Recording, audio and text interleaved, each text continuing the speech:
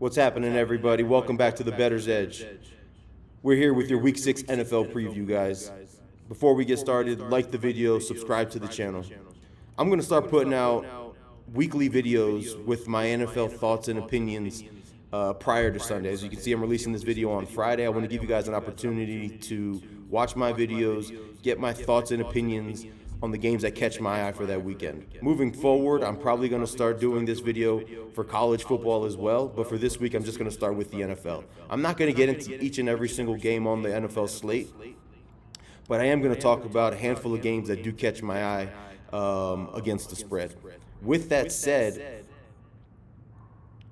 I don't want this video to be too long, but as I continue to do these videos and move on, if you guys do want these videos to be a little bit longer and you want me to give my thoughts and opinions on the entire slate, I'm open to doing that. But for the time being, I just want to provide you guys with the insight and thoughts on the games that catch my eye. Let's start with the very first game that catches my eye for Sunday, and it's the Arizona Cardinals on the road taking on the Indianapolis Colts. The Indianapolis Colts are 7.5-point favorites in this game. The Arizona Cardinals are coming off arguably the worst loss I've ever seen in my entire life, and I'm not even exaggerating, at home last week against the Tennessee Titans. The Arizona Cardinals were up 21-6. We all know what happened. The running back had a 72-yard touchdown run, all but done, dealed, and delivered, and at the goal line, he decides to fumble the ball away through the end zone and cost his team a touchdown, and ultimately ends up costing his team the game. The Arizona Cardinals are not a good team. They're an average team in the NFL. But as I talk to you guys about consistently on this channel, you have to be very conscientious of the teams that you pick and choose from when you're going to lay numbers as big as 7 and 7.5. I talked about it last night with the Philadelphia Eagles. I told you guys that the Philadelphia Eagles right now are not a team that is deserving of being 7.5-point favorites on the road to a team like the New York Giants. And even though I don't think highly at all of the New York Giants, it showcased last night, and the Giants rolled them over. For the Giants to win that game 34-17 is unimaginable, but that's what we're dealing with right now with the Philadelphia Eagles. Back to this game with the Arizona Cardinals, you're dealing with a team, the Indianapolis Colts, that are playing very well. They're probably, amongst the top 5 or so hottest teams in the NFL. Their quarterback is playing the best football of his life. Their head coach is a very good offensive mind. He's a very good QB development coach, and you're seeing that right now with Daniel Jones. We saw it in the past with him with other quarterbacks as well. But again, this is the National Football League. These games, 70% of the time, come down to one score. And whether the back door is going to be open for the Cardinals at the end of the game, or whether they're going to give the Indianapolis Colts a fight for four quarters, remains to be seen. But the Indianapolis Colts are not deserving to be laying 7.5 points in this spot. I'm not going to back the Cardinals here. I'm not telling you guys to bet on the Cardinals. I'm just telling you guys to be conscientious and cautious in approaching this game and laying such a big number with the team that doesn't deserve to be laying 7.5 points against the Arizona Cardinals. This is a game that probably should be in the neighborhood of somewhere between 4 and maybe 5 points. So you're paying an elite price to back the Indianapolis Colts in this spot, and in my opinion, it's undeserving. Moving on to another game this weekend that does catch my eye. It's the Dallas Cowboys on the road against the Carolina Panthers. The Cowboys are laying 3 in this game. The Cowboys are an interesting team. I've backed them in some spots this season, and I faded them in other spots this season.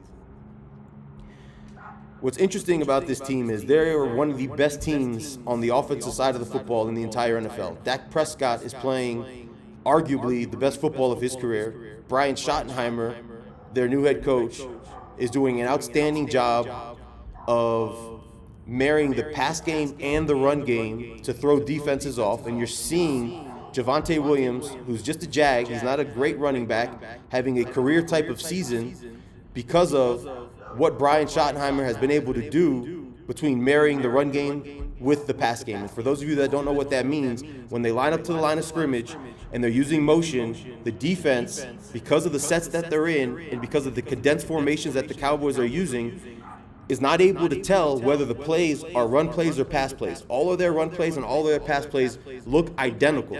So it's throwing the defenses off. And because their run game is as good as it's been probably in the last 6 years or so, you're seeing Dak Prescott be able to hand the ball off, have, if I'm not mistaken, the highest EPA on the ground with that rushing attack in the entire NFL, which is allowing him to be comfortable in the pass game. They don't have a great offensive line, but their new offensive line coach, their new offensive coordinator, Clay Adams, is elite at his job. He had a great run game in Arizona last season. He's now the Cowboys offensive coordinator. You're seeing not only the Arizona Cardinals run game take a massive hit for him not being there, but you're seeing an elevation in the Cowboys run game success because of this offensive coordinator that they have, Clayton Adams. So with that said, the Cowboys are a team, in my opinion, that are on the rise. Their defense last week, I know it was the New York Jets, played significantly better. You're seeing a team that's playing and understanding the defensive calls that Matt Eberflus is putting in a little bit better. You're seeing him rely on man coverage a little bit more and relying on zone coverage a little bit less. And that's playing into the hands of the defensive personnel that they have. They're also getting healthier. Diggs is a little bit healthier. Bland is a little bit healthier. You're seeing some other guys on that defense start to play better as well. I know the Carolina Panthers are an interesting team. They had a nice comeback win last season. They're at home in this game. They're not as bad as they've been, maybe earlier this season or at some points of last season. So they're an interesting team that's starting to play a little bit better as well. I think 3 is a little bit high, if I'm being quite honest, with the Cowboys in this spot. I think the fair price is probably 1.5 or 2 if I was looking at this number. And I talk to you guys about this each and every single week. You got to know the numbers that you're taking and how significant these numbers are. 3 is a big number. In order, obviously, for the Cowboys to cover 3, they got to win by 4. So a last-second field goal, if you will, by Brandon Aubrey to win the game is either a 1, 2, or 3-point win. So with that said, I like the Cowboys in the spot to win the game. I don't think I would lay 3, but I would take a look at their price on the money line. I think the Cowboys win this game. Moving into the afternoon slate, one game that absolutely catches my eye is the Cincinnati Bengals on the road at the Green Bay Packers. You got Joe Flacco coming in. He's their new quarterback starting this week. He obviously doesn't have a lot of time in preparation and reps with his new offense. We saw Joe Flacco beat the same Green Bay Packers team at home when he was the QB for the Cleveland Browns. This is an entirely different game, obviously, an entirely different matchup on both sides of the ball. Number one, the Cincinnati Bengals don't have half of the defense that the Cleveland Browns have. The Browns won that game, if I'm not mistaken, posting 13 points on the board and beating the Packers just a few weeks ago, 13-10. That's not going to get it done this week. And Joe Flacco's going to have to put up significantly more points than that just to be competitive. We know how bad this Cincinnati Bengals defense is.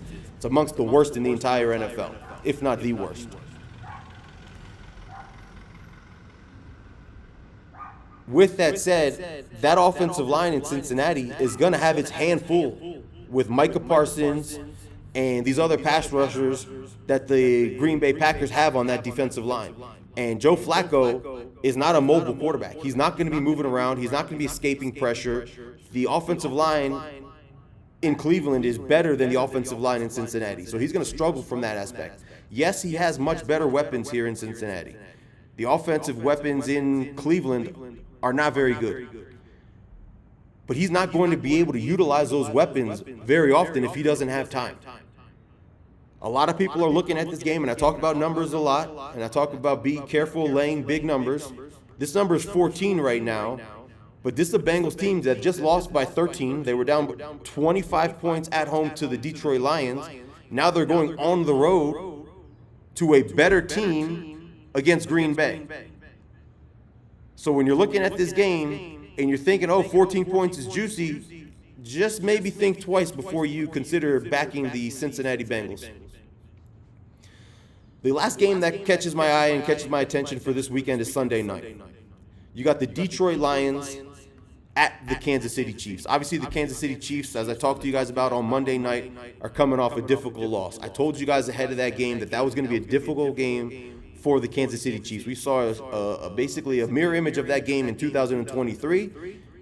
Chiefs won the first game in 23. They ended up losing this game, but they were both games that came down basically to the last play of the game. The Detroit Lions started the season against the Green Bay Packers, and they got taken to the woodshed. And I understand and I agree that week one, you can't take a whole lot from those games. But since then, if I'm not mistaken, they've beaten the Baltimore Ravens, they've beaten the Cincinnati Bengals, they've beaten the Cleveland Browns, and I think they've beaten the Chicago Bears. Those are four of the absolute worst teams in the NFL. There aren't many teams that are much worse than those four, and if you're putting together four consecutive wins, you can't come up with four easier wins than that. I know a lot of people are looking at this Lions team, and they're playing good football, and they are. And that win at Baltimore a couple of weeks ago was a pretty good win. It was impressive. But that Baltimore defense is absolutely terrible. And that matchup at Baltimore for the Detroit Lions is a significantly better matchup for Detroit than this one at Kansas City, and I'll tell you guys why. This game at Kansas City is going to be much similar from a matchup perspective to the at Packers game than it is to the at Ravens game. This Kansas City Chiefs defense is very good. Steve Spagnuolo is probably, a top 2 or 3 defensive coordinator, if not the best defensive coordinator in the NFL. Him and Vic Fangio probably going neck and neck for that title as far as best defensive coordinator in the NFL is concerned. The Chiefs aren't playing their best football, but they're starting slowly but surely to play better football. And when you're looking at this game from a true price perspective, you're probably looking at this game somewhere in the neighborhood of Kansas City Chiefs -3 would be my number. You can get the Kansas City Chiefs right now for under a field goal. And when you're talking about the matchup and both these teams and how they play and what suits both these teams, I think you're getting a little bit of a gift with the Kansas City Chiefs at home on Sunday Night Football. I know it's not called Arrowhead Stadium anymore, but I've been to Arrowhead Stadium. It's one of the most impressive atmospheres in the entire NFL that I've been to. Their fans really get up for it. It's a night game. It's going to be a hostile environment. The Chiefs are coming off of a loss. It's a good matchup from a personnel perspective for the Chiefs. It's not a great matchup from a personnel perspective for the Lions. We saw the Lions win this game on opening night a few years ago. They came into Kansas City before they really, made a name for themselves as the Detroit Lions, and they put a stamp down in the NFL. They made a marker for themselves, and they won that game on Thursday Night Football, Week 1 a few years ago. This is going to be a close game. I'm not sitting here pretending as if the Kansas City Chiefs are going to blow them out. But what I'm telling you, from an edge perspective, which is what we do here at Bettor's Edge, we give you guys the edge each and every single week, the best edge that you guys can find. From an edge perspective, if you're getting the Kansas City Chiefs for less than a field goal price, which is available right now, you have to consider taking that bet and looking at it from the perspective of you're getting the better team at home, better quarterback, better coach, at a more than fair price. Guys, those are my thoughts and opinions for the NFL for Week 6. I know I covered 4 games just right now. I'm not giving you guys my official plays. I haven't bet anything just yet. I usually don't make my bets until Sunday. I wait for more information to come out, for lines to move, for official injury reports to be released. Obviously, the practice reports for Friday's practice, which is today, are not all out yet. All of these things play a factor into the decisions that I make on which teams I'm going to bet on. As I mentioned, this is just a preview for the NFL Week 6.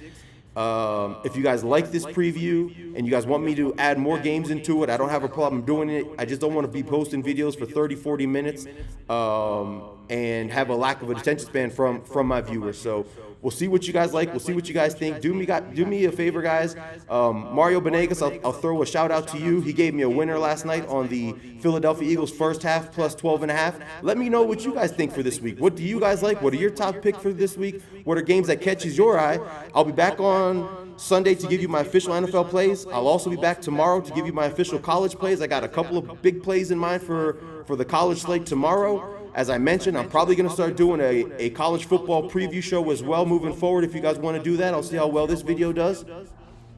We got a couple of games on the board today. I haven't really taken a long, hard look at it. It's a very, very light betting card for today. As you guys know, I got 2 units on the Seattle Mariners to win the series. That's a toss-up game tonight. I don't love the situation that we're in, but it is what it is. It's basically a 50-50 game if you ask me, so we'll see how that unravels. But that really wraps up the NFL preview show. As I mentioned to you guys, like the video, subscribe to my channel. I'll be back with you guys tomorrow for my official college football plays. Thanks, guys. Have a good one.